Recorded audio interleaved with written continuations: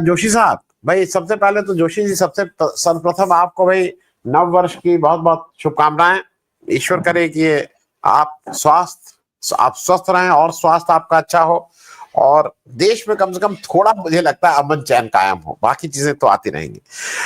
मैं एक दो चीजें इसलिए बता दूं। एक और डिस्टर्बिंग खबर ये आई, ये देश अब कौन चला रहा है।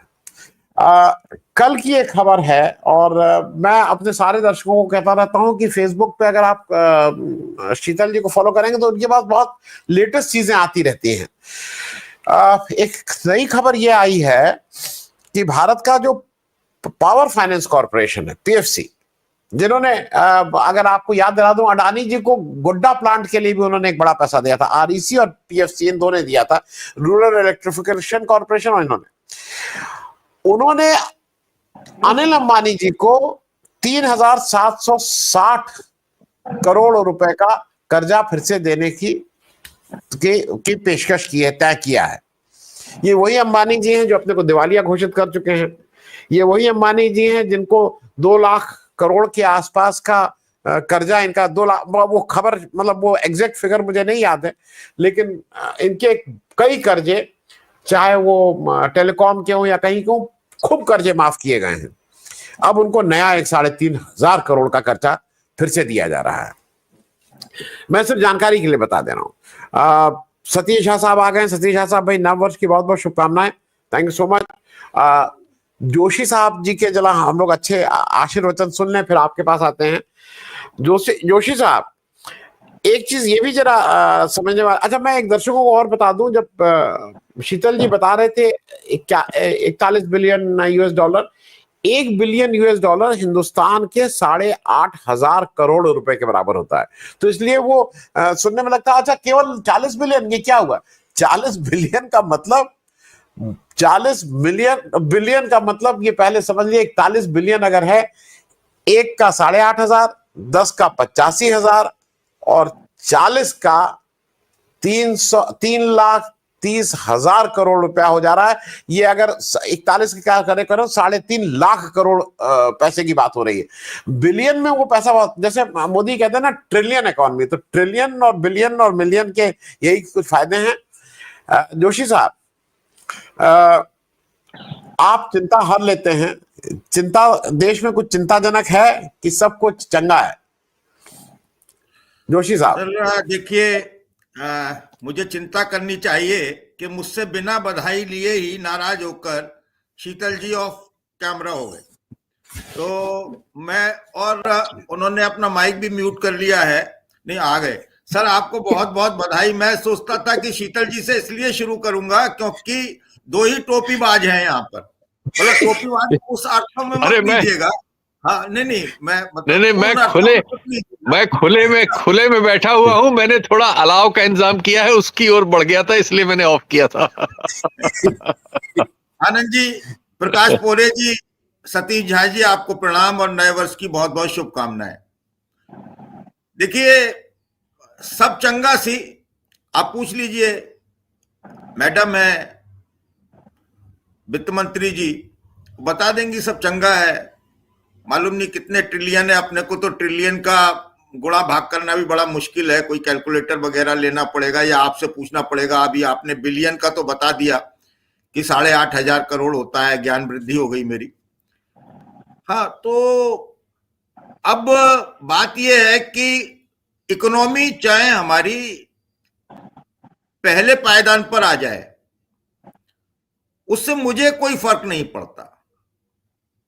मेरे को व्यक्तिगत तौर पर जो फर्क पड़ता है वो इस बात से पड़ता है कि जब मैं 1 किलो रिफाइंड खरीदने के लिए जाता हूं पत्नी के साथ बाजार में, तो पत्नी आकर बताती है कि अरे इसमें तो दाम भी बढ़ गए हैं और क्वांटिटी भी घट गई है, अब 850 ml हो गया है ये 1 लीटर की जगह।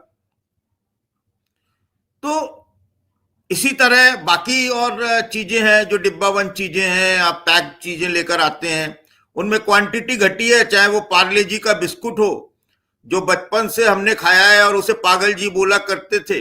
बड़े साइज में आता था, छोटे छोटे साइजों में भी आता है। दाम या तो उतने ही है या बढ़ गए हैं, या क्वांटिटी लगातार कम हो रही है।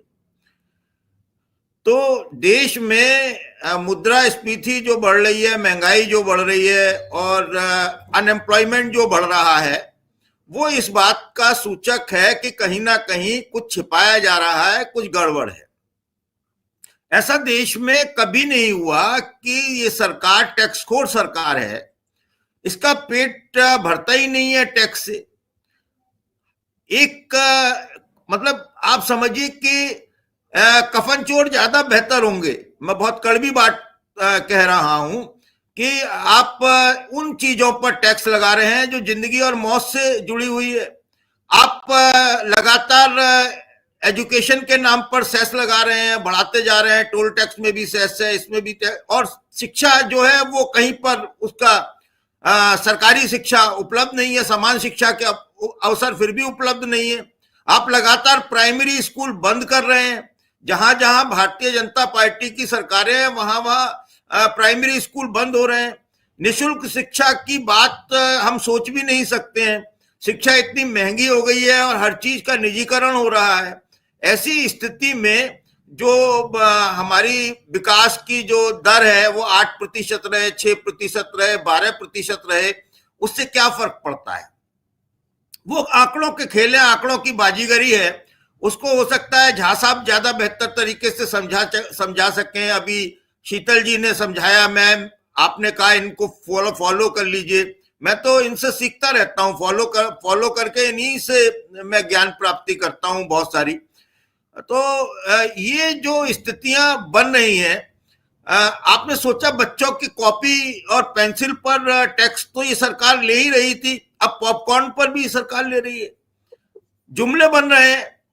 तो ये सरकार इतना ज्यादा मुनाफाखोर सरकार है, या पैसा कहां जा रहा है? ये लगातार आपने बताया कि अंबानी को फिर टैक्स की पेशकश कर दी, अनिल अंबानी को, सॉरी, लोन की पेशकश कर दी है, पैसा देने की पेशकश कर दिया। डिफॉल्टर है लोग, बड़े लोग लोन लेते हैं, डिफॉल्टर हो जाते हैं, उनका एडजस्टमेंट हो जाता है।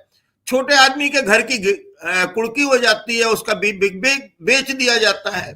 तो ऐसी स्थितियों में आर्थिक स्थिति और आर्थिक असमानता जब बढ़ रही है, उससे क्या संबंध है? मैं ये चाहूंगा कि प्रकाश पोरे जी बोले और सतीश सर बोले, वो ये कम से कम मैं तो ये समझ सकूं कि इसका क्या फर्क पड़ता है। अगर हमारी इकोनॉमी इतने ट्रिलियन हो गई, उसका फर्क मेरे ऊपर क्या पड़ता है, मुझे इसे किस तरीके से लेना चाहिए, ये एक है। और जहां भी आप देखिए, आप अखबार पढ़िए, मीडिया में सुनिए, तो ये कहेंगे कि भारत का इकोनॉमी का भविष्य जो है वो बहुत उज्जवल है। सर, ये कितना उज्जवल है? वैश्विक स्तर पर बढ़ती अनिश्चितता के बीच में और ये जितने तनाव बढ़ रहे हैं, टैरिफ से जुड़े जोखिम है, अर्थव्यवस्था के आर्थिक दृष्टिकोण से काफी उज्जवल है। ऐसा कैसे हो सकता है? तो ये जो अभी बजट के खेल है, जिस तरह से कहते हैं कि साहब ये सस्ता हुआ, वो सस्ता हुआ, बाजार में उसका इम्पैक्ट क्यों नहीं आता है? और भारत के डॉलर की तुलना में जो कीमत 86 रुपए के करीब गिर गया है रुपया। एक समय था जब वो कहा करते थे कि जिस देश का रुपया गिर जाता है, करेंसी गिर जाती है, उसका सब कुछ गिर जाता है, गुरूर गिर जाता है, और पता नहीं क्या क्या चीजें बताया करते थे। अब कह रहे हैं कि साहब ब्याज दरों में कटौती की जाएगी, मुद्रास्फीति का मामला है, वैश्विक संकट जैसी चुनौतियां भी सामने हैं। लेकिन अब बात यह है कि भारत की जो अर्थव्यवस्था का जो मॉडल है वो क्या है, मेरी समझ से बाहर है। जब तक आम आदमी को उससे राहत ना मिले, मेरे जैसे व्यक्ति को राहत ना मिले, मैं सर्दी में जो टोपी लेकर आता हूं उस पर भी अच्छा खासा टैक्स चुकाता हूं, उसके बाद भी मुझे अगर मेरे बच्चों को समान शिक्षा के लिए अवसर ना मिले तो उस रफ्तार का क्या मायने हैं, मैं ये समझना चाहता हूं। और मैं ये आग्रह करूंगा, आदरणीय सतीश झा जी हैं, कि ये समझाने की कोशिश करें, प्रकाश जी हैं वो समझाने की कोशिश करें। जी सर।